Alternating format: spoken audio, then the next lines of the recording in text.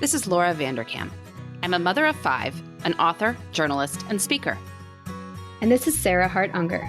I'm a mother of 3, a practicing physician, and blogger on the side. We are 2 working parents who love our careers and our families. Welcome to Best of Both Worlds. Here we talk about how real women manage work, family, and time for fun. From figuring out childcare to mapping out long-term career goals, we want you to get the most out of life. Welcome to Best of Both Worlds. This is Laura. This is episode 189, which is airing in mid-March of 2021. We're calling this Get Out of Your Rut, though we will have a bit of a semantic discussion about what is a rut. To me, a rut is when you aren't excited about life. Like it all feels ho-hum and the same, which I know a lot of people have been suffering from over the past few months. I mean, certainly with COVID, not going as many places, having fewer things available to us that might be novel or interesting. So it's sort of limited our universes to more of the same old, same old. But we have a little announcement here of Sarah getting out of one particular rut of the same old, same old. What big happened in your house recently? Well, you may remember from my 2021 goals episode that one of our big goals was for Genevieve to be potty trained. And I think I can safely say Genevieve is toilet trained. Yay! Yay! The past couple weeks, we've had like very minimal accidents. She's doing all modalities of toileting on her little potty, not in diapers. Obviously, nighttime is a separate thing, but I don't really rush my kids in that area, and I don't expect her to fix that anytime soon, but that's no big deal to me. How long do you put them in diapers overnight, though? I mean, I don't think just until they start, they always wake up dry. Yes. I mean, like, yes, okay. I'm very forgiving in that realm, and I don't think my kids would want any details discussed. No big kids are in diapers now. That's just in case anybody is thinking they are. No, just Genevieve. But there may have been some extended timelines there. But everyone gets out of them eventually, as I have seen. And so I'm not worried about that for Genevieve. And I'm very happy that we can not have to worry about changing diapers all day. Yay! Now, was there anything that was sort of a moment of breakthrough, or this was just gradually she was more willing to extend her being toilet trained at school to also being at home? Yeah, I feel like school mostly did it, but then she was in this mindset, I think, when she was just like, oh, well, at home I use diapers and at school I use the potty. And I was like, once her teacher was kind of like, I think she's ready. I mean, she was past 3. To me, 3 is kind of like my cutoff when I get a little more serious.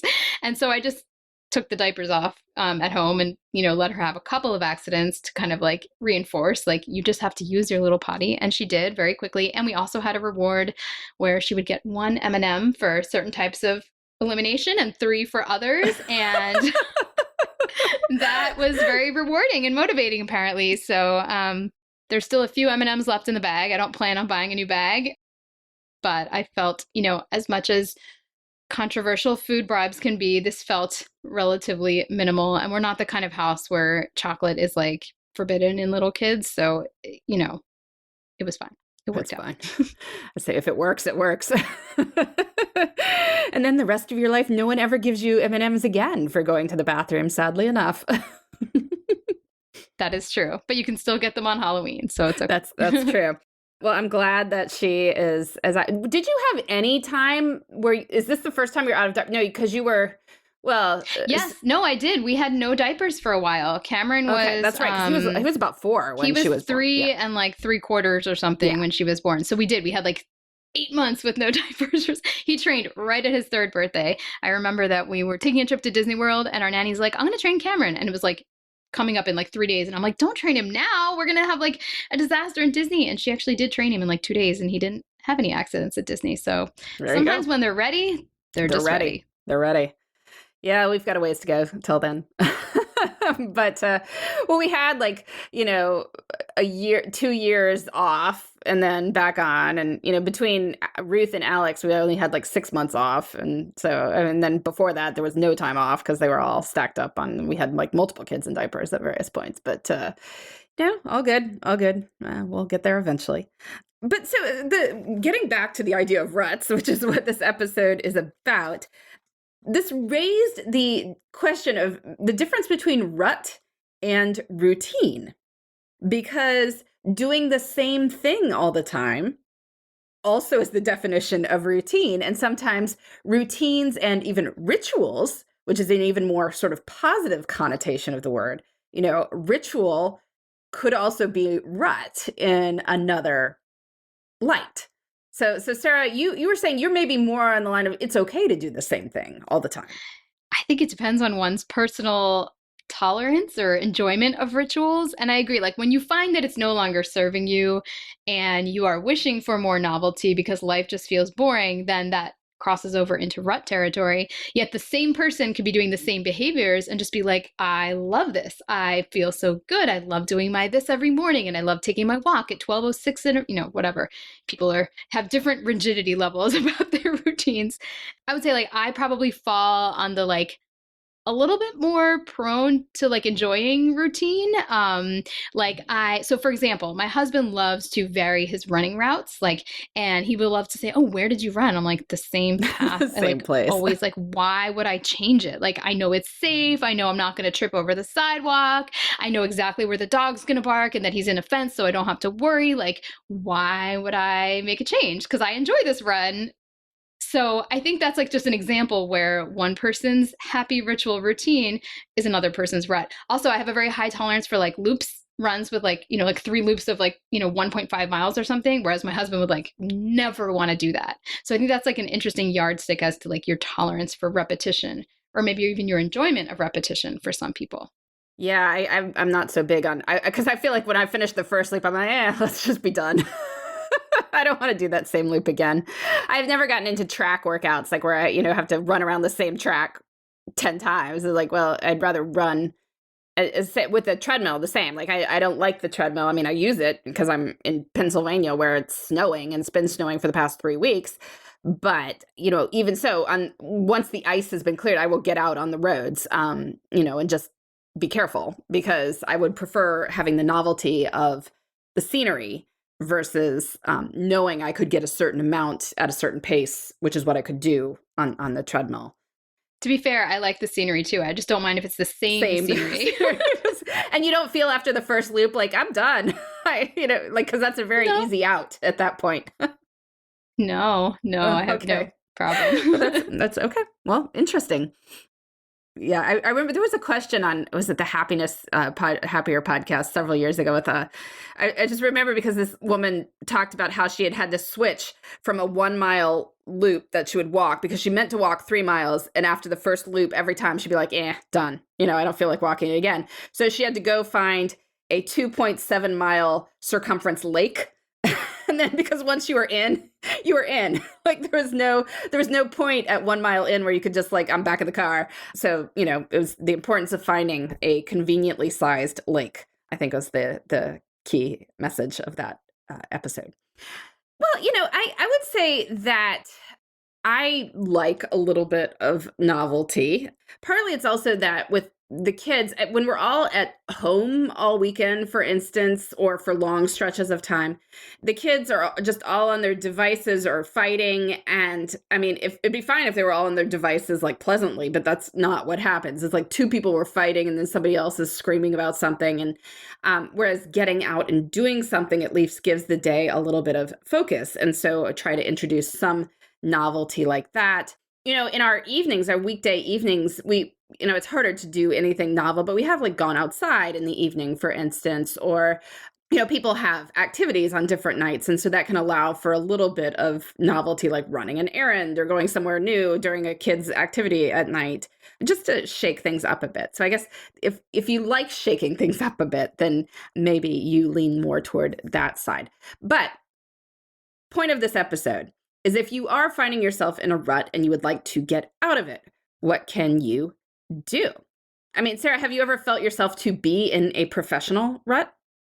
Oh, yeah, personal and professional. I mean, don't get me wrong. Even though I like running routes, it's a spectrum, right? So maybe I like ritualization more than average, but it doesn't mean that at some point I don't want to just go crazy and do something different. For example, like take the family on vacation to completely change scenery and change schedules, or maybe like have a structured framework, but then plug and play some more different experiences to take away the monotony. Like maybe I know what the weekend's going to look like, but what outing we go on could really, really change from week to week. Professionally, yes. I think when I was purely clinical and every day was very much the same, and I was also seeing like a lot of very, very similar cases, I was a little over it. And so I did look for more variety in my career because it's sort of like I would like look at my schedule and just see the endless days back to back of like kind of more of the same. And even though I really love my work, that didn't quite feel right. Like there wasn't enough there for me. So I guess yeah, that could be construed as a professional rut of sorts. And so you consciously tried to vary your practice some, like to seek out, Yeah, to I looked establish for expertise other in different areas. specialties. I, got very lucky and found GME. And I think no matter what, I would have found something. I don't like, if those opportunities hadn't come up, I would have thought of something else. Like there was definitely going to have to be something to break up the monotony to keep me interested and excited. And I think that's probably for people whose jobs are like very, very similar day after day, because mine is not, which is funny when I'm saying, oh, I love rituals, but maybe because I get enough excitement in my job that I guess you'd have to find something else because that could get really challenging. Yeah, and I've thought of that sometimes with different parts of medicine, because some people you have a certain procedure that you do, however many times a day. I mean, if it's a 15-minute procedure, you do it, dozens of times a day. If it's an hour-long one, you do it fewer, obviously, but there's still that you do the same thing over and over, and obviously you're very good at it, but it's kind of hard to get excited perhaps about the 10th similar procedure for the day.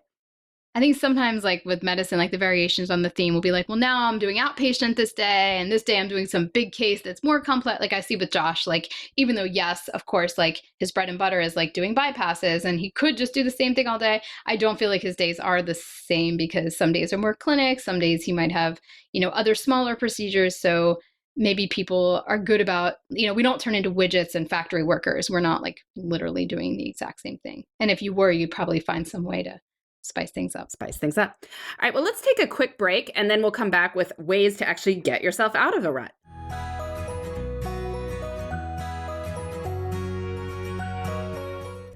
Hey, listeners, as many of you know, I will be moving soon.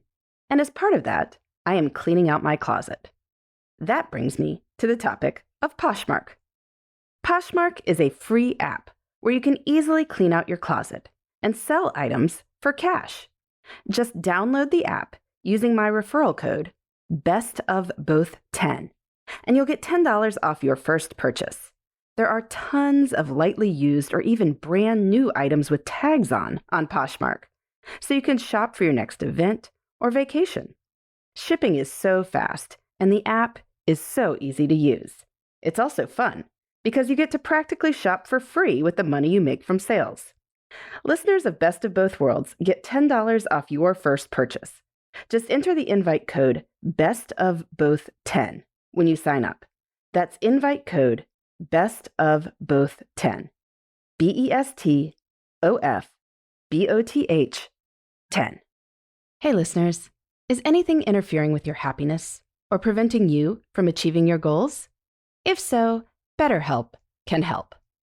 BetterHelp will assess your needs and match you with your own licensed professional therapist. You can connect in a safe and private online environment and start communicating in under 48 hours. Send a message to your counselor anytime, and you will get timely and thoughtful responses. Plus, you can schedule weekly video or phone sessions, all without ever having to sit in an uncomfortable waiting room. BetterHelp is committed to facilitating great therapeutic matches, so they make it easy and free to change counselors if that is needed. Anything you share is, of course, completely confidential. I want you to start living a happier life today. As a listener, you'll get 10% off your first month by visiting our sponsor at betterhelp.com/bestof. Join over 1 million people who have taken charge of their mental health. Again, that's BetterHelp, HELP.com/bestof.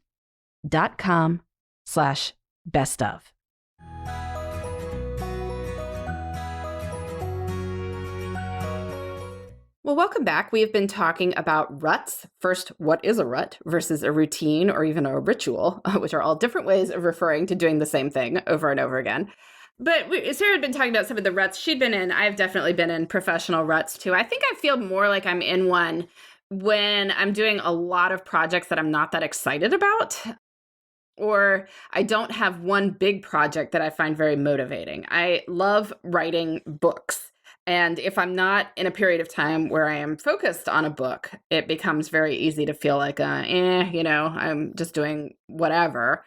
And so I try to be conscious of that, to always be coming up with a book idea or have one that I am working toward. And if it's not, one of my nonfiction time management titles, to be trying to write a novel or something like that, that would just make life a little bit more exciting. But just a few other ideas we came up with for getting out of your rut. One is to try a mini collaboration with someone. So Sarah and I obviously collaborate on this podcast together, but there are lots of quicker ways to do it. In this social media era, you could just do a quick Facebook Live or Instagram Live chat with somebody that professionally or personally, and let others listen in. A Zoom discussion with a colleague where two of you maybe have expertise on a topic, and invite your colleagues to come listen in. Or if it's appropriate in your industry, maybe something more broadly that people might be able to listen into. But these are so easy to do right now because of nobody needing to be in the same place anyway. Like, it'd be one thing to say, okay, I'm bringing in 3 different speakers on a topic and we're going to have 500 people in the auditorium listening. Like, that's a big deal.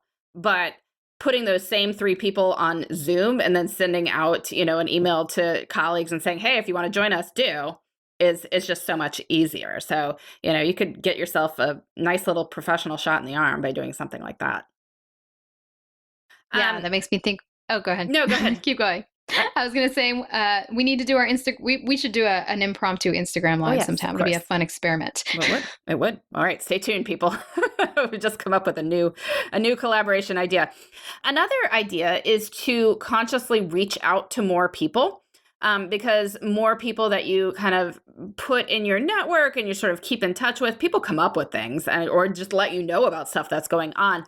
My friend Molly Beck wrote a book called Reach Out, which is about her method, where she sends an email 5 times a week, 1 email per workday, to somebody. Either somebody she has met in the past, somebody a friend has suggested she gets to know, somebody she met recently that she'd like to establish ties with, or just, someone out in the universe doing something randomly, which is how I became the target of a Molly Beck reach out many years ago.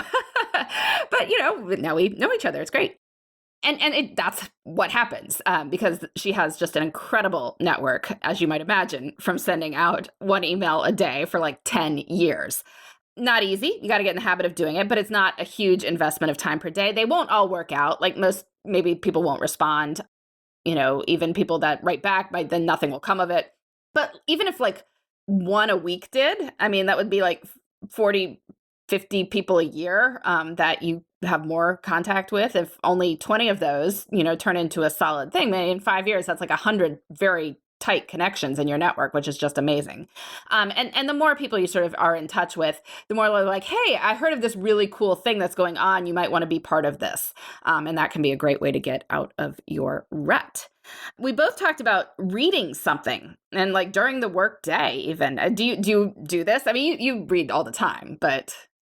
I was in like a workday reading thing, but I've sort of replaced that with my workday walking. So I'm not doing it as much during the workday. But I think when you read something that's just really outside of your normal genre, that can help you get out of your rut in a very low key, low risk way. Or getting into something that's more like history about a time that you had like never known anything. It'll just feel like open up this door of knowledge. And I had a fun idea, which was like you could like read a novel set in a time and then watch a documentary kind of on that same culture or time. And then maybe match like your next takeout night to that culture or time. And that seems so silly and low key, but it can be a way to make life more fun and memorable and kind of break out of a mini rut. Yeah. I mean, in terms of like professionally, things you could do during the day and things that people aren't going to necessarily look at you weird for doing. We subscribe to The Economist.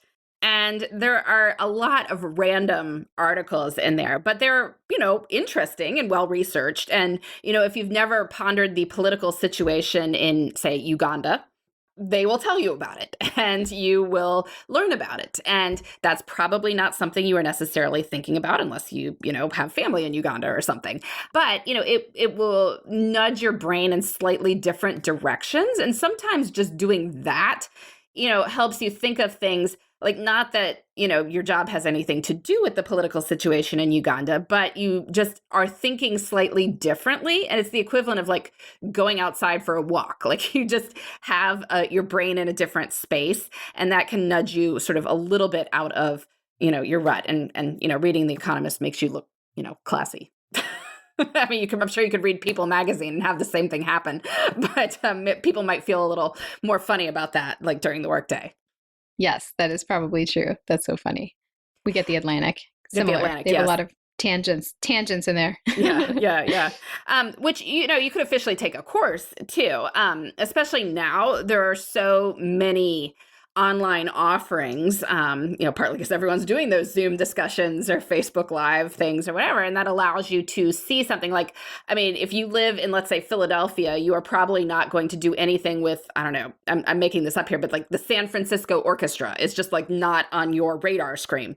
But if they have a lecture and then somebody playing a flute piece, on Facebook Live, like you'd be able to watch that and learn something about that flute concerto that you didn't know before. I mean, it probably won't be because they won't have all of them together, but a flute solo.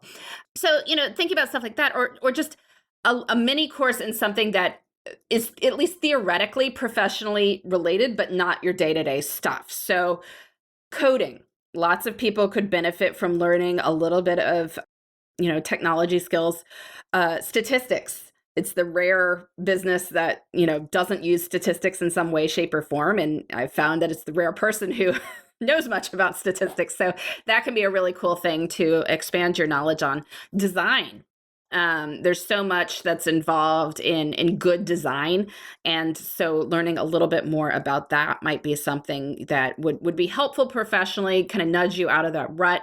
But it's not the same thing you do every day, because again, you don't want to do more of the same thing you do. A small group. Sarah, did you ever start the professional book club? Nope, Nope, yet. not yet. I know, because I've sort of debated, like, are we at the point most of the providers are now vaccinated? Should we just do this in person outside versus Zoom? I don't know. We hadn't figured it out. So, but it could definitely still happen. When you mentioned courses, though, I thought about like that I'm doing this like wellness coaching thing because we're going to be launching a coaching program for our residents, and just learning how to coach, which is actually a very different skill set than like being a physician, has been really fun. Like I felt like I was in school and like learning a whole new thing. And that definitely was very rut breaking just because it was like a different part of my brain. So that's another kind of tangential. And I think learning about different like financial wellness can have not financial wellness, financial literacy, how businesses work. Like maybe you work on a different part of your company, but have you ever like learned a little bit about the finance part of your company and how that works? Because a lot of times that can actually be useful in what you do because you have that kind of valuable perspective, but it's something that many of us kind of ignore. And yet a lot of times there are those kind of resources or people that you could learn from at your organization, and that might actually kind of help you and be interesting and teach you some new valuable skills. Yeah. But you could do, a small group professional kind of thing, like, a book club or accountability group. But just having, a small group of colleagues who wouldn't have to be in the same office as you now. I mean, it could be, from around your organization, or it could be external to your organization too. But that you check in with once a month or so just to see what is going on in the world. And the more sort of eyes and ears you have out there, the more different places it can take your career as well. So those are all some ideas. Personal ruts. Are you feeling like you're in one at all? But no, you're feeling more happy with routines as they are right now.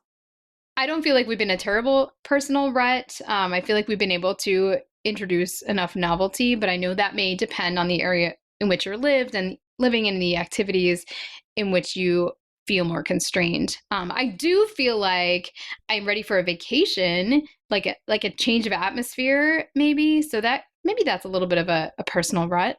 Yeah, we've definitely been feeling somewhat in this. And, that's even with a lot of effort on my part to make life a little bit more interesting. I mean, it's partly just winter and COVID, working on it. suggest a formula for people as they plan their weeks, which of course our listeners are no doubt planning their weeks, but doing one big adventure, one little adventure, and maybe something whimsical. I've been thinking about adding that into the formula. The big adventure would be kind of like a half day weekend thing, 3 hours, 4 hours maybe, or obviously you could do it on a Tuesday night. Most people don't, but theoretically 3 hours on a Tuesday night would be possible, but that would be like your big adventure. Your little adventure could just be like an hour, and then add something whimsical, which, we said something offbeat and fun. This could be as, interesting as like shaped pancakes for breakfast. We did for Valentine's Day, heart-shaped pancakes for breakfast, and then wound up, walking through the giant heart at the Franklin Institute for Valentine's Day. But, whimsy could just be something like having a crazy pizza night. I mean, a lot of it could be food-based just because that's something that's available to people now. Somebody even talked about trying to eat their breakfast with chopsticks. I guess they had some leftover from Chinese takeout night or something.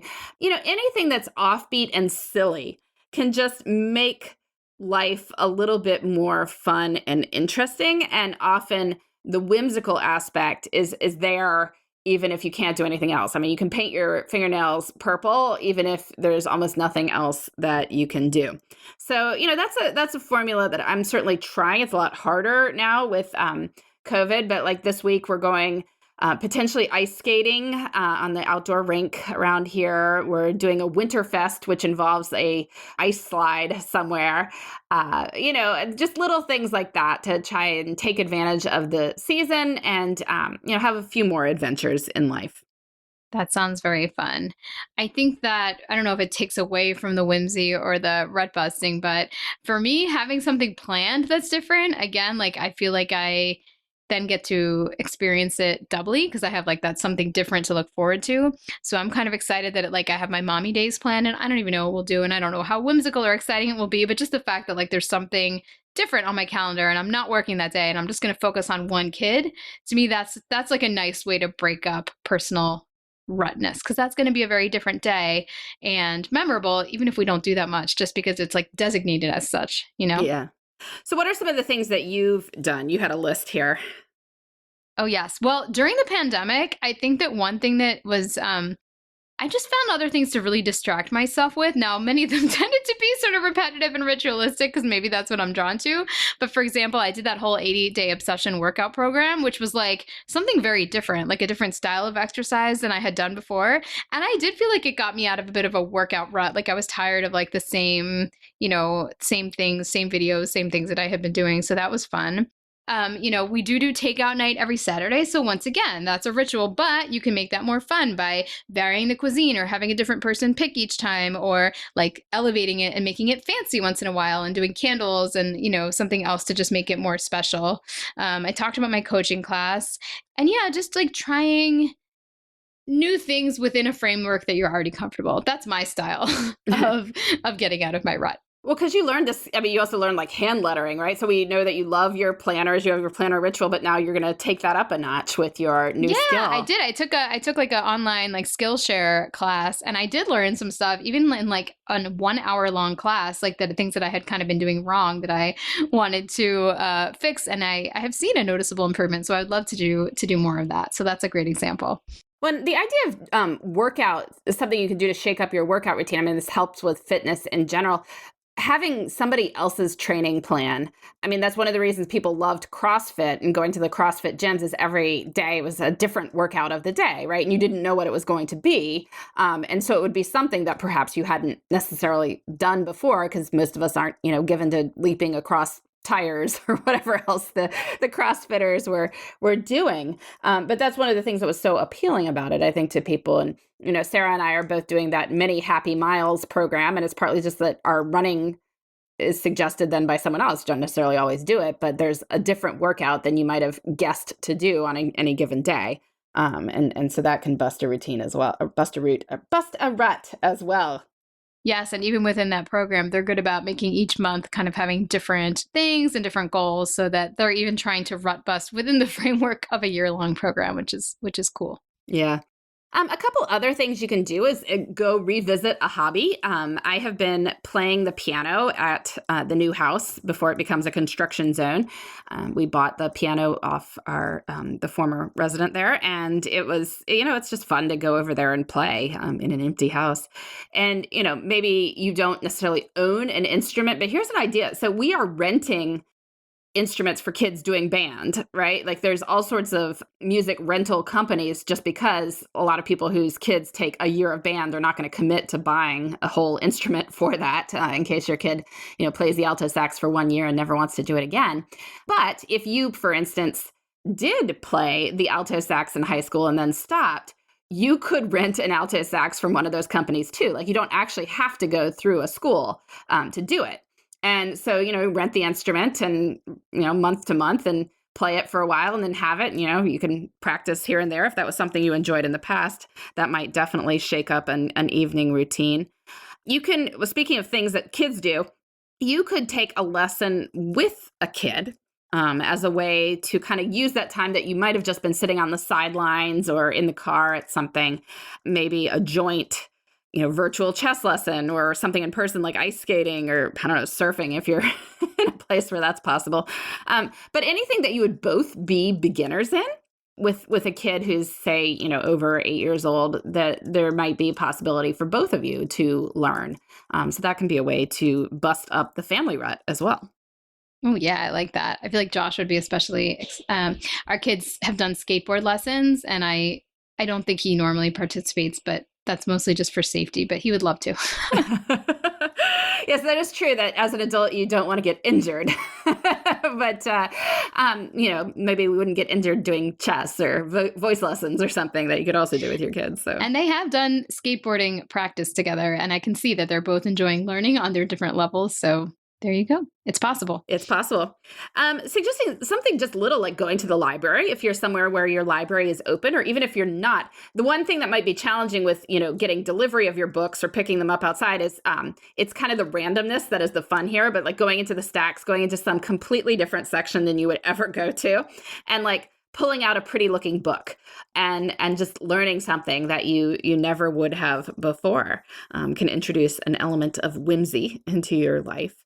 Making a list of 100 dreams, just because it gets your brain focused on thinking about things that might get you out of your rut, maybe even not so much now, but that you might want to do over the next year or two. I realized that in the fall, I would like to go see Falling Water, the Frank Lloyd Wright house that is in Pennsylvania. I'd thought about maybe we could go do it over spring break, and then I realized, you know what? I don't think that 5 children want to go visit architecture. A spring break activity. So maybe I will do that myself in the fall because the leaves are supposed to be really pretty around there too. So that's now on my list of 100 dreams. But just generally going outside. We stomped around in the snow at night the other night. My kids went outside in the dark and played hide and seek in the backyard with flashlights in the snow. And it just changes up an evening completely and can be something that's a little bit different from the routine of, dinner, baths, bed, that can kind of get old after a while. Kind of wish we had snow to tromp around in, but that's I don't think you really. We've had snow. It's icing right now. I can hear the ice on my window. It's just, oh.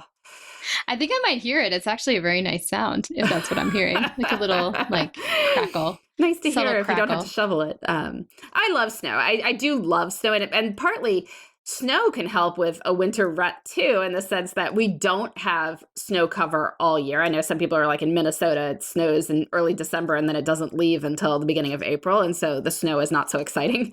But here it comes and goes.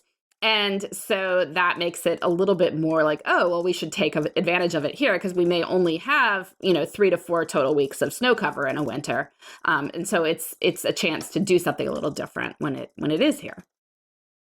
Yes. Well, we are interested in you all sharing your thoughts about the spectrum of routine versus ruts and what has helped you get out of ruts, and maybe what are some of the routines that you know are ruts, but you don't care because you embrace them. We're totally curious. So please share in our show notes or on Laura's blog or on our Instagram. We would love to hear. Great. Well, let's take a question from Anne, who wrote to Sarah. So, do you want me to read it and then you can answer first? Yes, Okay. you're good at abridging and I'm not, so go for it. I don't think that's true, but okay. So the gist here is that Anne is a longtime blog reader and is thinking about having a third baby. She has a 4-year-old and a 2-year-old. So that is, of course, the time then when people start deciding, are they going to go for number 3 or not? However, she is 40, and so that puts a little bit of time pressure on this decision. She needs to figure it out in the next year, she says. Her husband and her are both attorneys, very busy schedule. She said that they might move closer to family to help out with the third kid. But she's also hung up on what the physical toll might be at her body with her advanced maternal age, as we all laugh at that phrase. We all feel young, but, we're reminded when we have babies, maybe we're not as young as we used to be. She says both of her children were breached, so she's had 2 C-sections. She's kind of anticipating that the third might wind up being a C-section maybe even not for the same reason, but because she's had 2 before. The last recovery was pretty rough. She's gained a few pounds each time. She's worried about compounding that problem even more. Obviously, 40, there's more risks. So she's trying to make the decision. She wants to know Sarah's thoughts about it. She says her family and friends think we should just go for it and are dismissive of my concerns in a loving it will be fine sort of way. But any advice for how to go about thinking about this is much appreciated.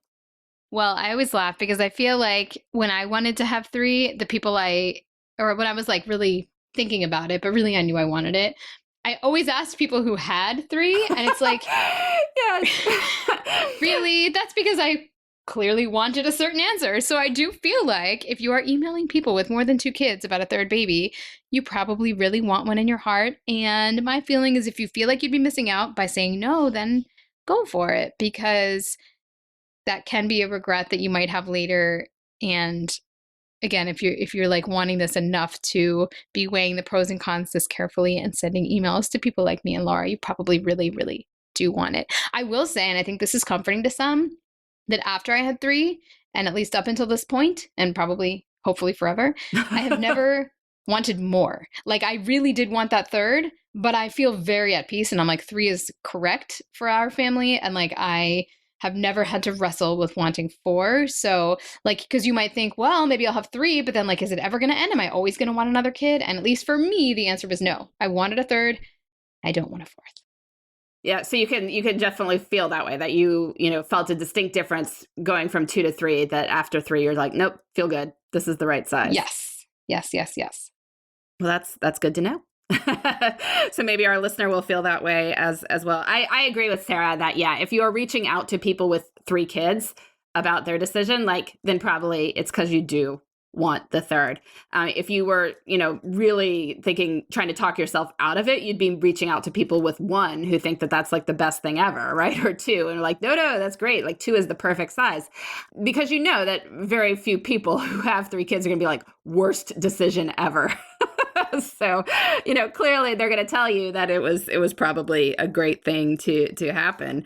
As for the weight thing, I mean, because, this is, if she's worried about so obviously I had a baby at age 41, and yes, the recovery was, more challenging at age 41 than it was at age 28. I can tell you that. And that was not dealing with a C-section, which I'm sure is even more so, recovering from major surgery at any age. The one thing I would say is that the pregnancy and birth itself is a very short part of the timeline that the child will be in your life. So if that is your major concern, you can know that if you got pregnant now, a year from now, you would be on the other side of that, right? And sometimes that is helpful to say, okay, well, it's a year of that, and then it will be the kid in my life, for hopefully, 70 years at that point. It's a very small part of it. I think, the weight is, I really wish people would not be as concerned as they are about, a few pounds here and there. She says she runs and eats well. And so I think if you run and eat well, then, the fact that you're a few pounds over what your weight was at age 20 is really not, the end of the world. Though Sarah does swear by weight training, right? That gets us back to our 20-something bodies, I hear from you. I think so. I don't know. I don't know about 20 something. No, I don't think anything could do that. But I think weight training can be very effective in helping with body composition as people age, for many people, maybe not for all. But I also agree with Laura, like my heart hurts, like the idea that like pounds would make the determination about like whether you want another person in your family. Like, no, don't, I would, yeah. I mean, if it was a health complication, like I have friends who had like such dangerous pregnancy complications that literally it was life threatening. And I am happy that they don't think they want more because it's like a safety concern. That's different. But if it's more just like, it was a pain in the butt, like I gained some weight, like hopefully that wouldn't be too much of a deterrent.